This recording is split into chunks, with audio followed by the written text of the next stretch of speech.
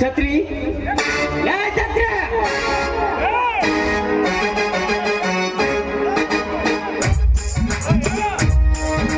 ಯಾಕ್ರಿ ಸಾಹೇಬ್ರ ಏನಂತಾರೆ ಮಗನ ಸಾಹೇಬ್ರ ಅಂದಿನ್ರಿ ಸಾವುಕಾರ ಇರಲಿ ಛತ್ರಿ ಬಹುದಿನದಿಂದ ನನ್ನ ಆಸೆ ಅಂತ ಈ ಸಲ ಇಲೆಕ್ಷನ್ನಿನಲ್ಲಿ ನಾನು ಗೆದ್ದು ಶಾಸಕನಾಗಿ ಈ ನಾಡಿಗೆ ನಾಯಕನಾಗಬೇಕಾದರೆ ಆ ಚಕ್ರವರ್ತಿಯ ಸಹಾಯ ನಾವು ತೆಗೆದುಕೊಳ್ಳಲೇಬೇಕು. ನೋಡ್ರಿ ನೀವಂದ್ರ ಏನ್ರಿ ನಿಮ್ಮ ಪವಾದಂದ್ರ ಏನ್ರಿ ನೀವೊಂದು ಮಾತು ಹೇಳಿದ್ರ ಸಾಕು ಮುಖ್ಯಮಂತ್ರಿ ಬಂದು ಸಹಾಯ ಮಾಡ್ತಾರ ಅಂತಂದ್ರ ನೀವು ಹೋಗಿ ಹೋಗಿ ಆ ಚಕ್ರವರ್ತಿ ಸಹಾಯ ಕೇಳಕತ್ತೀರಲ್ಲ ಇದು ನನಗ ಸರಿ ಕಾಣಿಸೋದಿಲ್ಲ ರೀ.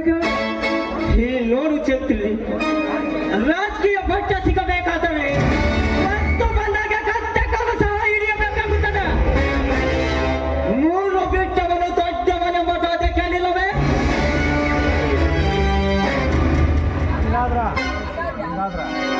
ಹಾಗಾದ್ರೆ ಆ ಚಕ್ರವರ್ತಿ ಫೋನ್ ಹಚ್ಚಿ ಕಳಿಸ್ಬಿಡ್ತಿದ್ದಾರ್ರಿ. ನೀನು ಫೋನ್ ಹಚ್ಚುವುದು ಬೇಡ ಛತ್ರಿ, ನಿನ್ನ ನಾನೇ ಫೋನ್ ಹಚ್ಚಿ ತಿಳಿಸಿದ್ದೇನೆ. ಇಷ್ಟರಲ್ಲಿ ಬಂದರೂ ಬರಬಹುದು.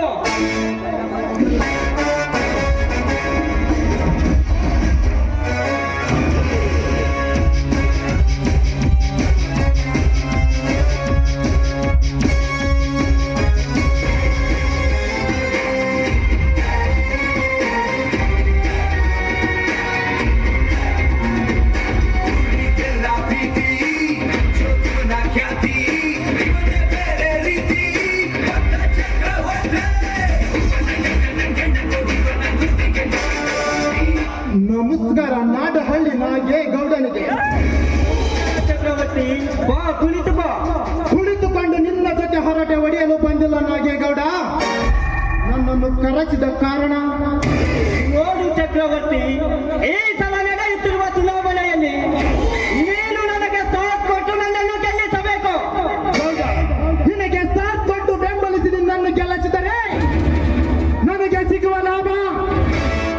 ನಾನು ಶಾಸಕನಾದ ಮೇಲೆ ತಿಂಗಳಿಗೆ ಬರುವ ಆದಾಯದಲ್ಲಿ ನನಗೂ 50, ನಿನಗೂ 50. Okay Gowda, okay.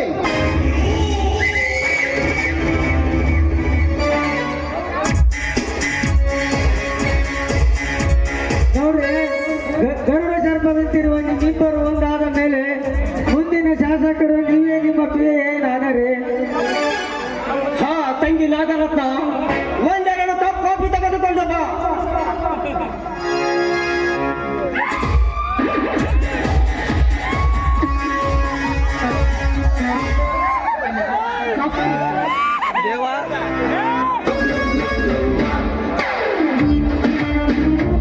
ಹಾ ತಂಗಿ ನಾಗರತ್ನ, ಎಂದು ನಿನ್ನ BSc ಪರೀಕ್ಷೆ ರಿಸಲ್ಟ್ ಏನಾಯ್ತಮ್ಮ? ಪ್ರತಿಸಲಂತೆ ಈ ವರ್ಷ ಕೂಡ ನನ್ನ ಫಸ್ಟ್ ಕ್ಲಾಸ್ನಲ್ಲಿ ಪಾಸ್ ನನಗೆ ಆಶೀರ್ವಾದ. ಹಾ ಎದ್ದೇಳು ತಂಗಿ, ಎದ್ದೇಳು. ನೀನು ಯಾವಾಗಲೂ ಪ್ರಥಮ ಸ್ಥಾನದಲ್ಲಿ ಪಾಸಾಗಿ ಈಗ ನನ್ನ ನಾಗೇಗೌಡನ ಕೀರ್ತಿ ತರುವೆ ಎನ್ನುವುದು ನನಗೆ ಚೆನ್ನಾಗಿ ಗೊತ್ತು.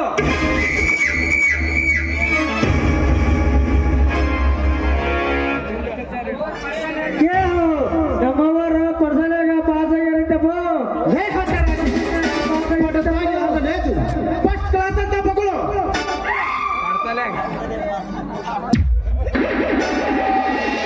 ಅಂದಂಗ ಬಿಡ್ರಿ. ತೆಗೆದುಕ ತಂಗಿ 10,000 ಹಣವನ್ನು ಎಂದು ನಿನ್ನ ಫ್ರೆಂಡ್ಸಿಗೆ ಪಾರ್ಟಿ ಕೊಡು. ಆಯ್ತಣ್ಣ.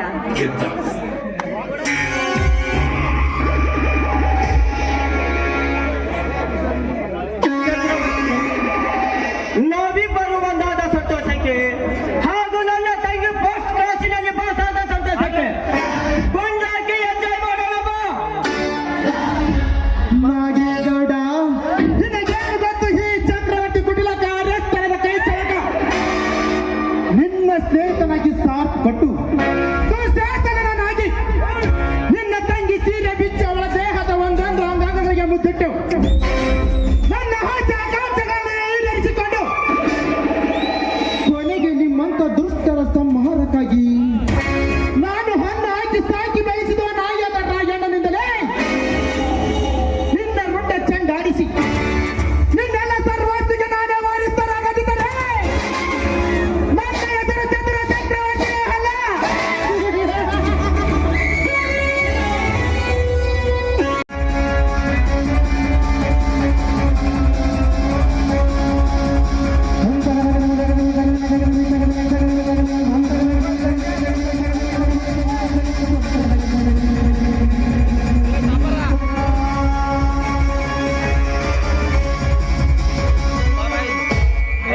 ಒಂದೇ ರೈತ ಸಮಾವೇಶವನ್ನು ಹದಗೆಡಿಸಿ ರೈತ ಸಮಾವೇಶದಲ್ಲಿ ಆ ಶಿವರಾಯವನ್ನು ಹೊಡೆದ ಘಟನೆ ಬಗ್ಗೆ ಏನೇನೊಬ್ಬ ಹೋದ ಸೊಕ್ಕಿನಿಂದ ಮಾತನಾಡಿದವಲ್ಲ ಆ ಶಿವರಾಯ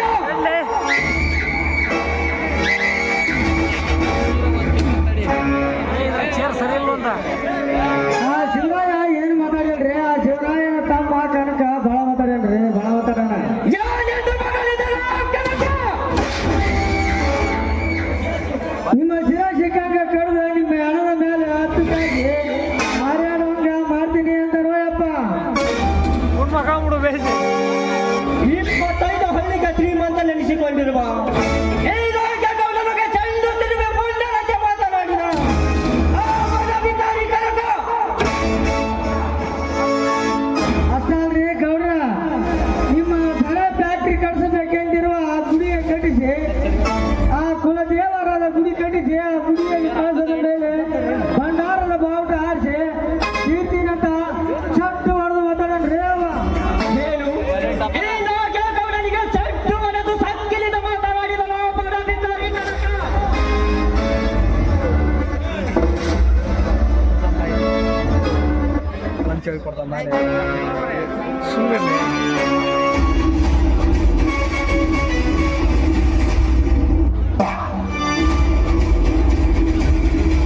ಸೊಕ್ಕಿನ ಕುಂಡಿ ಅಲ್ಲಲೇ ಗೌಡ, ನಿಮ್ಮಂತ ಕಟುಕ ಶ್ರೀಮಂತರ ಸುಳಿ ನೋಡಿ ಚೀಳುವ ಕೆಚ್ಚನೆಯ ಗಂಡುಗಳಿ ಪುಂಡ.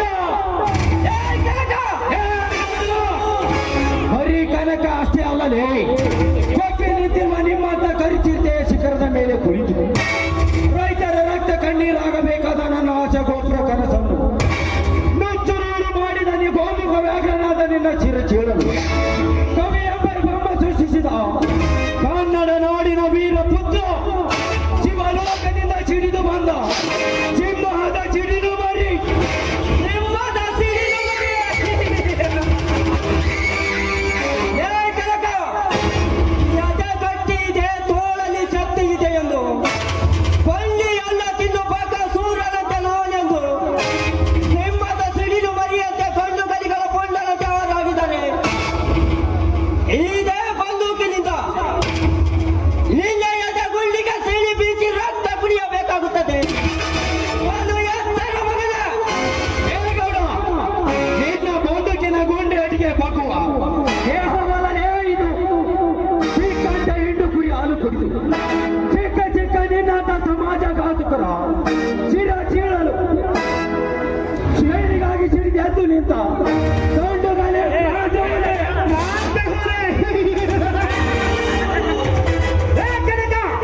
ನಿನ್ನಂತೆ ಸೊಡ್ಡು ಒಡೆದು ಪಟಂಗಿ ಸಾರಿ ದೂರದಿಂದ ಬೆಳೆದ ಗಂಡುಗಳು ಪುಂಡರು ಯಾರು ಬದುಕಿ ಉಳಿದರೇ ಜಗತ್ತಿನಲ್ಲಿ.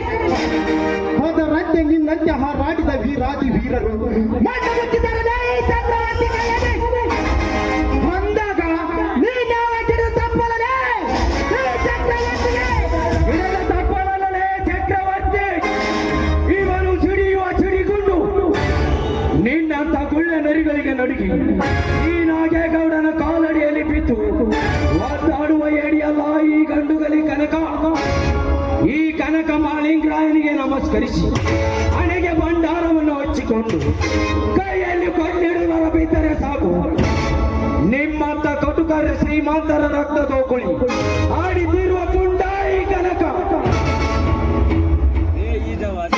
ಸಕ್ಕಿನ ಕುಲಿ ಕನಕ ಈ ನಾಗೇಗೌಡನ ಚರ್ಮ ಸುಲಿದು ಆಧಾರಕ್ಕೆ ಹುಟ್ಟಿದ ನಿನ್ನ ಶಿವರಾಯನಿಗೆ ಪಾದರಕ್ಷೆ ಮಾಡುತ್ತೇನೆಂದು ದಿಟ್ಟವಾಗಿ ನುಡಿದ ಲುಚ್ಚನನ ಮಗನ ಉಂಟಾಡಿ ಗುಂಡನ ಮಗನೇ ಗೌಡ, ದೇವರಂತಿದ್ದ ನನ್ನ ಅಣ್ಣನಿಗೆ ಆಧಾರದ ಮಗನೆಂದೇ ಆಧಾರದ ಕುಂಡೆ.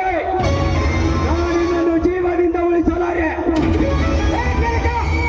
ಮರ್ಯಾದೆಗೆ ಕೆಳಗಿಳಿ ತೋರಿ ಎತ್ತಿದ ಕೊಂಡನು. ಇರದಿದ್ದರೆ ಇದೇ ನನ್ನ ಪಿಸ್ತೂಲಿನಿಂದ ನನ್ನ ಎದೆ ಗುಂಡಿಗೆ ಸೀಳುವೆ ಬೋಲು ಎತ್ತರ ಮಗನೇ. ನನಗೆ ಎಚ್ಚರ ಹೇಳುವ ಎರಂಗೆ, ನೀ ನನ್ನ ಬಿಸಿ ರಕ್ತ ಕುಡಿಯುವುದಕ್ಕಿಂತ ಪೂರ್ವದಲ್ಲಿ ದ್ಯಾಮವನ ಅರಗೆ ಕೋಣದಂತೆ ನಾನು ನಿನ್ನನ್ನು ಓಡಾಡಿಸಿ ನಿನ್ನ ಹಸಿನ ತರದಿಂದ ಈ ನನ್ನ ಬಂಡಿ ತೊಳೆಯಬೇಕಾಗುತ್ತದೆ. ನೀ ಬಲ ಎಚ್ಚರ ಮಗನೇ.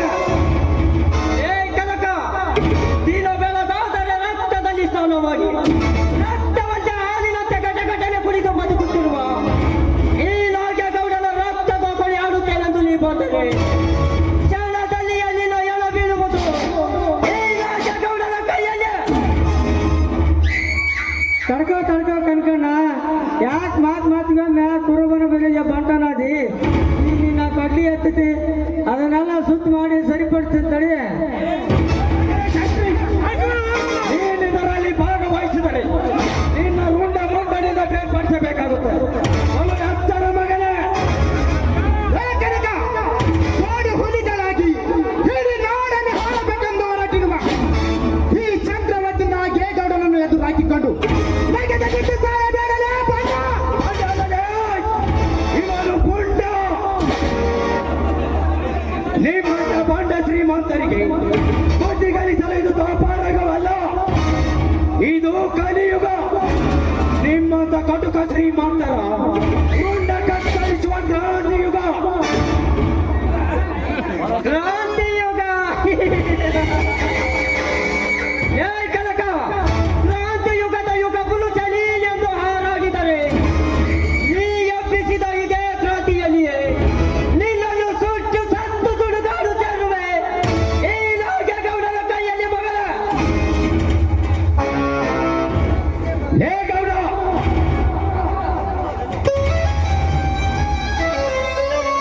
ನನ್ನ ಹಣ ಬೀಳುವುದಕ್ಕಿಂತ ಪೂರ್ವದಲ್ಲಿ ನಿನ್ನ ತಲೆ ಕಡಿಯುವುದೇ ಈ ಕನಕನಾಟ.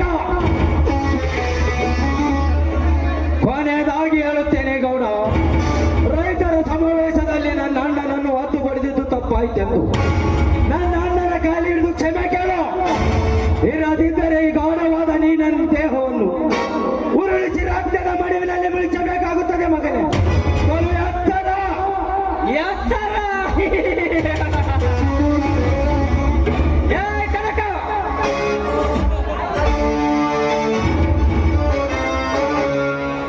ಸಾವಿರಾರು ಐಲಿಗೆ ಸರದಾರನಾದ ಈ ನಿನ್ನಣ್ಣನ ಕಾಲಿಗೆ ಬಿದ್ದು ಕ್ಷಮೆ ಕೇಳುವುದು ಅದೆಂದಿಗೂ ಈ ನಾಗೇಗೌಡನ ಜೀವನದಲ್ಲಿ ಮಾತ್ರ ಸಾಧ್ಯವಿಲ್ಲ. ಸಾಧ್ಯವಾಗದನ್ನೇ ಸಾಧಿಸಬೇಕೆಂದು ಸರದಾರನಾಗಿ ಹುಟ್ಟಿದ್ದು ಬಂದಿದ್ದೇನೆ ಈ ಕನ್ನಡ ನಾಡಿನಲ್ಲಿ.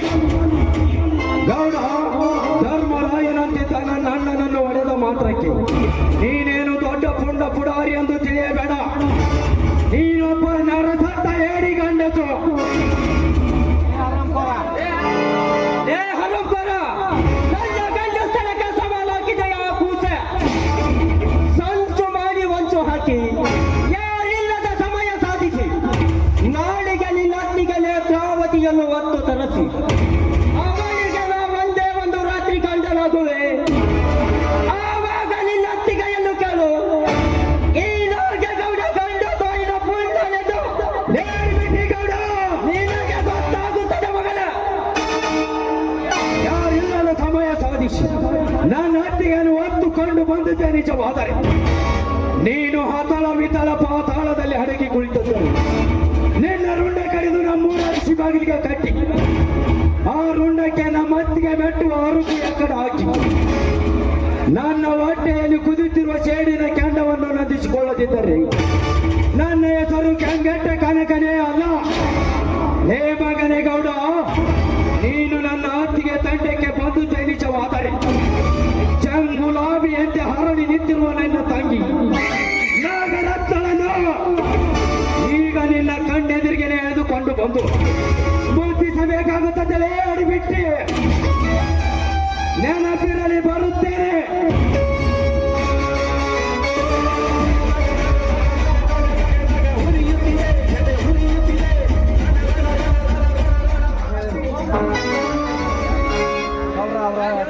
ಗೌಡ, ಅವ್ರ ಅತ್ತಿಗೆ ಸುದ್ದಿ ಅವ್ರ ಮುಂದೆ ತೆಗಿಬಾರ್ದತ್ರಿ.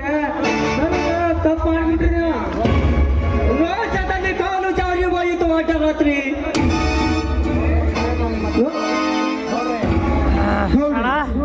ಹೋಗು ಹೋಗು ಕನಕ ಹೋಗು. ನಿನಗೇನು ಗೊತ್ತು ಈ ಚಕ್ರವರ್ತಿ ಕುರಿತು ಇರಿಸಿ ತೋಳ ಹಿಡಿಯುವ ಚತುರನೆಂದು? ಗೌಡ್ರೆ, ಏನು ನಿಮ್ಮ ಹೇಳಿದನ? ನೀನು ಹೂ ಅಂದರೆ ಸಾಕು, ಮುಗಿಸಿ ಬಿಟ್ಟಿದ್ದ ಕೊಟ್ಟಿದ್ದ ಪುಣ್ಯ ಕನಕನ ಕಥೆಯನ್ನು. ನೋಡು ಚಕ್ರವರ್ತಿ ಅವರೇ, ನಾವು ಸುಮ್ಮನೆ ಇರುವುದು ಒಳ್ಳೇದು. ಯಾಕಂದ್ರ ನಮ್ಮೂರ್ನ ಚೆಂಡು ಕೋಳಿ ಚೆಂಡು ಕಡ್ದಂಗೆ ಕಡ್ದ ರಕ್ತದ ಒಗ್ಳೆ ಆಡಕ್ಕೆ